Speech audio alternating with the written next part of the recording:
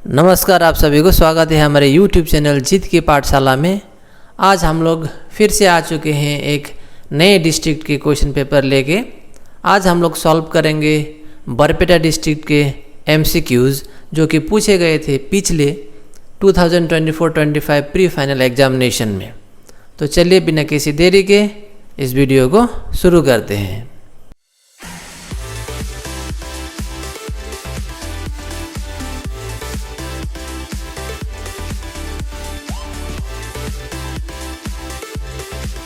तो पहला क्वेश्चन है, between whom was the treaty of Allahabad sign.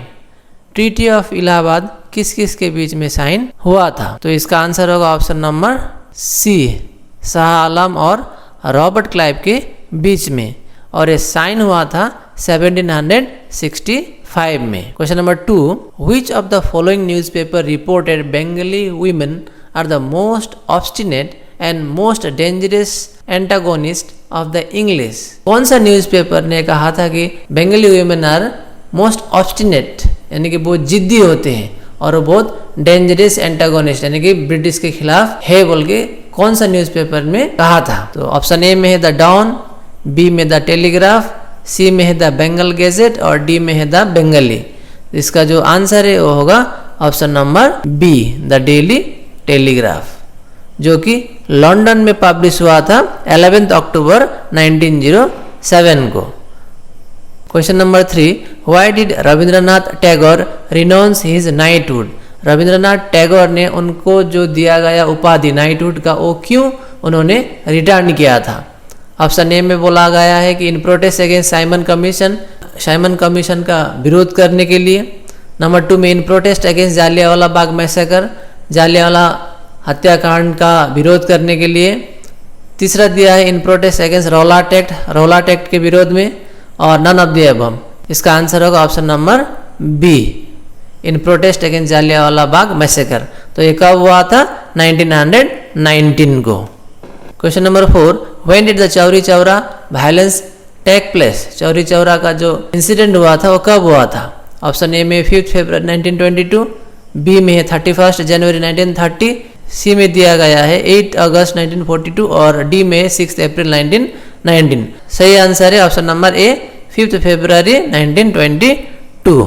Question number 5, the British prime minister who announced the communal award in 1932 was. 1932 में communal award announce करने वाले prime minister कौन थे?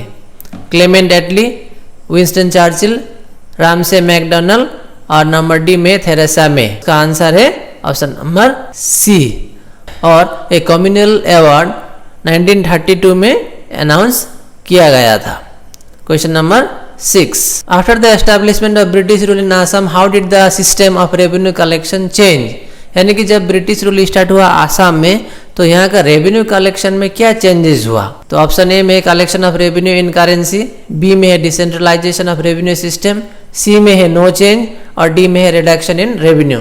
इसका सही जवाब है option number A, collection of revenue in currency. Question number 7 को देखते हैं, हु वाज द बंगाली मुख्तियार हु हेल्प्ड मनीराम देवान। मनीराम देवान को हेल्प करने वाले बंगाली मुख्तियार कौन थे? बहादुर गावड़ा, फरमुद अली, मधु मलिक, मायाराम नाजिर। इसका जवाब है option number C, Madhu Malik. Question number 8, in which year was the stamp tax implemented. Option है इन 1835, बी में है 1853, सी 1857 और डी में दिया गया है 1838। इसका जवाब होना चाहिए 1858। Who wrote an application to Moffat Mills saying that land rents were breaking the backs of the Assamese people? मोफत मिल को किसने एप्लीकेशन लिखा था कि जो इंक्रीज्ड लैंड टैक्स है उसके चलते आसाम के लोगों को बहुत मुसीबतों का सामना करना पड़ रहा है? ए में है आनंदराम बरुआ, बी में आनंदराम ढेकियल फुकन, सी मनीराम दीवान, डी गोपीनाथ बरदोलाई। इसका आंसर होगा option number B, Anandaram Dhekial Phukan. Anandaram Dhekial Phukan ने 1853 में मोफत मिल्स को एप्लीकेशन लिख के बताया गया था कि इंक्रीज लैंड टैक्स के चलते आसाम के लोगों को मुसीबतों का सामना करना पड़ रहा है। The main objective of the right सभा का मेन ऑब्जेक्टिव क्या था? ऑप्शन ए में है demanded for abolition of grazing tax को एबोलिश करना, बी में है reduction of land tax, C में है demanded democratization of local bodies, 4 में है to ban the migration from east Bengal. इसका आंसर होगा ऑप्शन नंबर डी। राइट सभा का मूल उद्देश्य था demanded for abolition of grazing tax एक, दूसरा था रिडक्शन ऑफ लैंड टैक्स और थर्ड था to ban the migration from east Bengal. Question number 11 को देखते हैं। Who was not part of Gopinath Bordoloi cabinet? Gopinath Bordoloi का जो मिनिस्ट्री था उसमें कौन से व्यक्ति नहीं थे? विष्णुराम मेधी, बसंत कुमार दास, नवीन चंद्र बरदलोई और डी में है अब्दुल मतलब मजुमदार। तो गोपीनाथ बरदलोई का जो मिनिस्ट्री था उनमें नवीन चंद्र बरदलोई का नाम नहीं था। Question number 12, when was Bengali language replaced by Assamese language? Bengali language को कब असमीज लैंग्वेज ने रिप्लेस्ड किया? आपको पता होगा कि 1836 में असमीज लैंग्वेज को रिप्लेस किया बंगाली लैंग्वेज ने, और बंगाली लैंग्वेज को स्कूल, ऑफिस और कोर्ट्स असम में जितने भी थे वहां पे इस्तेमाल करने लगे। लेकिन फिर 1873 में क्या हुआ? बंगाली लैंग्वेज को रिप्लेस करके एक बार फिर असमीज लैंग्वेज को रीएस्टैब्लिश किया गया। तो याद रखिएगा कि 1836 में असमीज लैंग्वेज को रिप्लेस किया बंगाली लैंग्वेज ने, और फिर 1873 में बंगाली लैंग्वेज को रिप्लेस किया असमीज लैंग्वेज ने। बढ़ते हैं क्वेश्चन नंबर 13 की ओर। Contribution of the Austrics to the Indian culture are? Austric लोगों ने इंडियन कल्चर में क्या क्या कंट्रीब्यूशन दिया? पहला ऑप्शन है कल्टीवेशन ऑफ राइस, फिर है preparation of raw sugar gur from sugar cane, third में है वॉल पेंटिंग और फोर्थ में the use of sindoor in religious tradition. तो इसका आंसर होगा option number C. Question number 14 को देखते हैं। Which Ahom king started the construction of multi storeyed Talatal ghar in Assam? तलातल घर का कंस्ट्रक्शन किस आहम राजा ने स्टार्ट किया था? ऑप्शन है रुद्र सिंह, राजेश्वर सिंह, चंद्रकांत सिंह, चक्रध्वज सिंह। तो इसका जो सही आंसर है वो है रुद्र सिंह। लेकिन आपको याद रखना होगा कि रुद्र सिंह ने कंस्ट्रक्शन तो स्टार्ट किया था लेकिन उनके समय में एक कंप्लीट नहीं हुआ। तो बाद में जब राजेश्वर सिंह राजा बने तो राजेश्वर सिंह तलातल घर का कंस्ट्रक्शन कंप्लीट कर देते हैं। क्वेश्चन नंबर 15 को देखते हैं। Match the following. यहाँ पे डांस फॉर्म दिया है और आपको इसको मैच कराना है। एक साइड में दिया है कथकली, इधर है नॉर्थ इंडिया, फिर भरतनाट्यम आसाम, सी में है सत्रिया केरला और डी में है कथक तमिलनाडु। तो इसका सही आंसर होगा ऑप्शन नंबर सी, यानी कि A3 कथकली कहाँ का होगा? केरला। उसके बाद B4 भरतनाट्यम तमिलनाडु, C2 सत्रिया आसाम और D1 Kathak north India. Question number 16, consider the following assertion and reason. Assertion और रीजन यहाँ पे दिया है, इसको देखते हैं। Assertion, multiculturalism is one of the characteristics of Indian culture. Reason में बताया गया है कि multiculturalism refers to the cultural diversity of a society and the attitude of respect toward it.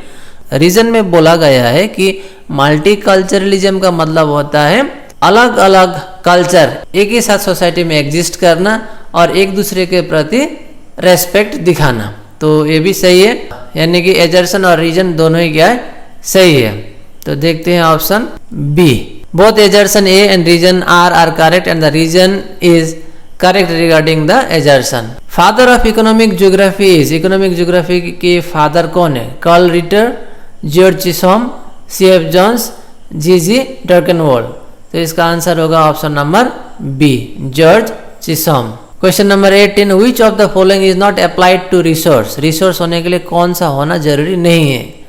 Cannot be exchange, does not have market value, brings about human welfare, may have both utility and harmful effect। इसका answer होगा option number B, does not have market value.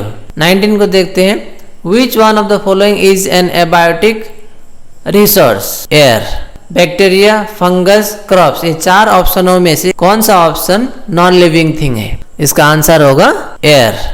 Question number 20 को देखते हैं। Acid rain generally occurs in, acid rain generally कहाँ होता है? Polar areas, forest areas, industrial areas, grassland areas. Answer होगा option number C industrial areas. तो ये थे बरपेटा डिस्ट्रिक्ट के 20 MCQs। बाकी 25 MCQs हम बहुत ही जल्द आपके सामने लेके आएंगे। जुड़े रहिए हमारे YouTube चैनल के साथ। Thank you very much for watching Jeet Ki पाठशाला।